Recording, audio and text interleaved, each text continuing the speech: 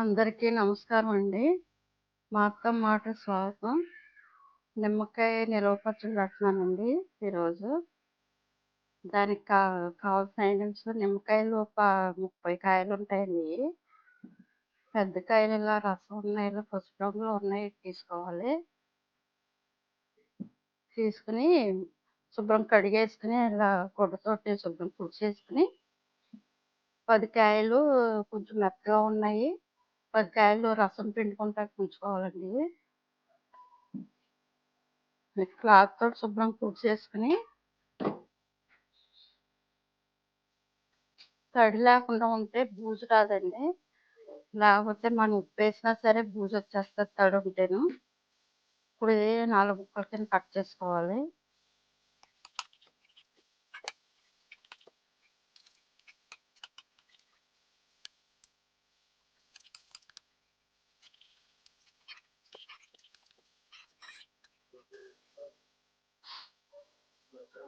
ఇలా 8 ముక్కలు అవుతాయండి. 8 ముక్కల కింద ఇలా కట్ చేసుకోవాలి. ఇదిగోండి నిమ్మకాయ ముక్కలు ఇలా కోసేసుకున్నాను అన్నీ ఇలాగా 4 ముక్కల కింద కోసుకోవచ్చు, 8 ముక్కల కింద కోసుకోవచ్చు. నేను 8 ముక్కల కింద కోసానండి. చిన్న చిన్న గమ్ముని ఎండిపోతాయి కూడా ఇలా కోసుకున్నాను. 10 కాయలు రసం తీసానండి. 10 కాయలు రసం తీసాను, మెత్తగా ఉన్న కాయలు. గింజలు ఎలా తీసేసుకోవాలండి. గింజలు ఎలా తీసుకుని ఇందులో కళ్ళుప్పు వేసుకోవాలండి. కళ్ళుప్పు వేసుకుని ఇలాగ తడి లేని డబ్బాలో ప్లాస్టిక్ అయినా పర్వాలేదు, గాజుదైనా పర్వాలేదు, ఇందులో కొంచెం ఇలా వేసుకుని కళ్ళుప్పు, తర్వాత ఉప్పు ముక్కలు వేసుకోవాలండి. ఇలా లేయర్ కింద వేసుకుంటే బాగా మగ్గి బాగుంటాయండి.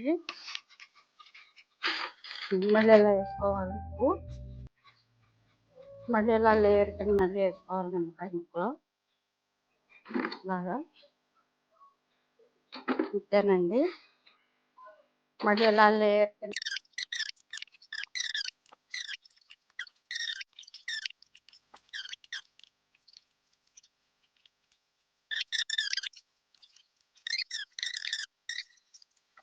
ఇలాగా వేసేసుకున్నాను. ఇలాగ 3 రోజులు మళ్ళీ రసం ఉంది కదండి పిండింది, రసం ఇలా పైన ఇలా వేసేసుకోవాలి. ఇలా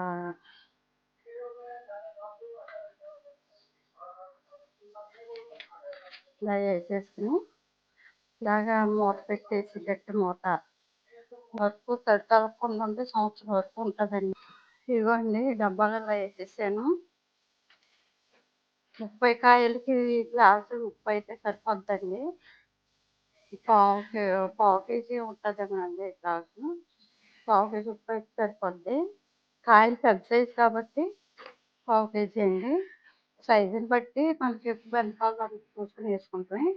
ఇలాగా 3 రోజులు తడి తగలకుండా 3 రోజులు ఇలాగ ఉంచేయాలండి, అది కదలకుండా. ఇదిగోండి అలాగా ఉంచేసి 3 రోజులు ఉంచిన తర్వాత తీసి 3 రోజులు అయ్యాక అప్పుడు ఎండలో పెట్టుకోవాలండి. ఇదిగోండి ఇందులో ఊరబెట్టాము. ఈ 3 రోజులు ఊరనివ్వాలండి. ఇందులోనూ ఉప్పు వేసి ఈ రసం కింద దిగిపోయింది. ఇప్పుడు ఇలా చిల్లుల పళ్ళంలో ఇలాగా గిన్నె పెట్టుకుని ఇది కొంచెం అంతా వాడేలా పెట్టుకోవాలండి. ఇదంతా వాడిన తర్వాత 3 రోజులు ఎండలో పెట్టాలి. ఇవి నిమ్మకాయ బద్దలు ఎండలో 3 రోజులు ఎండబెట్టానండి. ఎండబెట్టిన తర్వాత తీసేసి ఏమో ఓట్లో వేసేసాను. ఓట్లో వేసేస్తే ఇలా ఉంటుందండి. ఇలా ఉంటాయి ముక్కలు. ఇవి ఇలా ఉంచుకుని ఎప్పటికప్పుడు కొంచెం కొంచెం తీసుకుని కారం కలుపుకుని తాళింపు వేసుకుంటే చాలా బాగుంటుందండి. సంవత్సరం వరకు నిల్వ ఉంటుందండి తడి తగలకుండా ఉంటే. ఇప్పుడు కొంచెం కారం కలిపి తాలింపు పెడుతున్నానండి. ఇప్పుడు కొంచెం తీసుకుని కారం కలిపి తాలింపు పెడుతున్నాను. ఒకేసారి కారం కలిపి తాలింపు పెట్టుకుంటే కొంచెం వాసన వస్తుందండి. అందుకని ఎప్పటికప్పుడు తీసుకుని కొంచెం ఇలా కారం కలుపుకొని తాలింపు వేసుకుంటే అప్పటికప్పుడు చాలా టేస్టీగా ఉంటుందండి.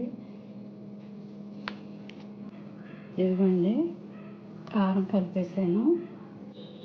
కరివేపాకు, ఎండుమిరపకాయలు, ఆవాలు, జీలకర్ర, వెల్లుల్లిపాయలు దోరగా వేయించుకొని ఈ తాలింపు ఇందులో వేస్తున్నానండి. ఇప్పుడు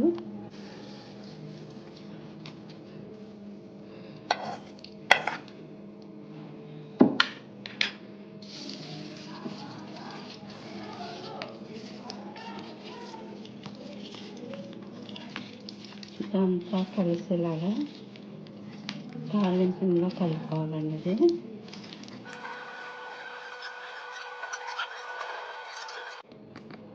తాలింపు వేసేసాను. ఇంతేనండి నిమ్మకాయ పచ్చడి.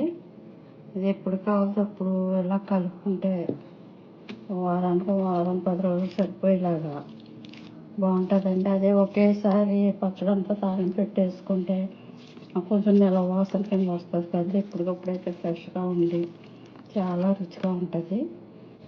తడి లేకుండా ఉన్న గాజు సీసా తీసుకున్నాను. అందులోనూ ఈ తాలింపు వేసిన నిమ్మకాయ పచ్చడి ఇందులో వేస్తున్నానండి. ఇలా 15 రోజులకు ఒకసారి ఇలా తాలింపు వేసుకుని ఎప్పటికప్పుడు చేసుకుంటున్నాను. తాలింపు వేసుకుంటే బాగుంటుందండి. ఇదిగోని మిగిలింది ఇలా ఉంచేసాను. మూత పెట్టేసి ఫ్రిడ్జ్లో పెట్టుకున్న పర్వాలేదు, బయట ఉంచిన పర్వాలేదు. ఎప్పుడు కావాలంటే అప్పుడు ఇలాగా 15 రోజులకు ఒకసారి తాలింపు పెట్టుకుంటే అప్పుడు బాగుంటుందండి. ఇడ్లీలోకి, దోశల్లోకి కూడా నోరు బాగోనప్పుడు ఒక ముక్క వేసుకుని తింటే చాలా బాగుంటుందండి. ఇది నోటికి చక్క పుల్లగా, కారంగా, ఉప్పుగా ఉంటుంది. ఇంతేనండి నిమ్మకాయ నిల్వ పచ్చడి.